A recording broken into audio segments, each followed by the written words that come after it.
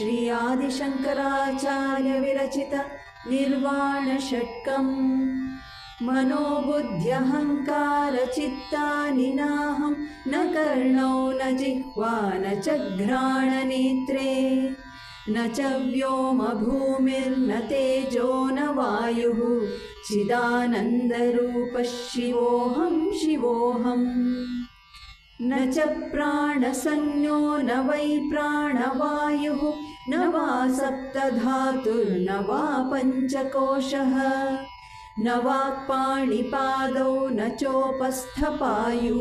चिदानन्दरूपः शिवोऽहं शिवोऽहम् न मे द्वेषरागौ न मे लोभमोहौ मदो नैव मे नैव मात्सर्यभावः न धर्मो न चार्थो न कामो न मोक्षः चिदानन्दरूपः शिवोऽहं शिवोऽहम्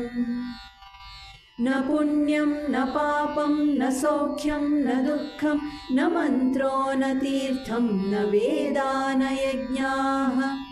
अहं भोजनं नैव भोज्यं न भोक्ता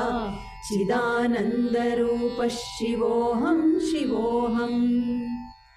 न मृत्युर्न शङ्का न मे जातिभेदः पिता नैव मे नैव माता न जन्म न बन्धुर्न मित्रं गुरुर्नैव शिष्यः चिदानन्दरूपः शिवोऽहं शिवोऽहम्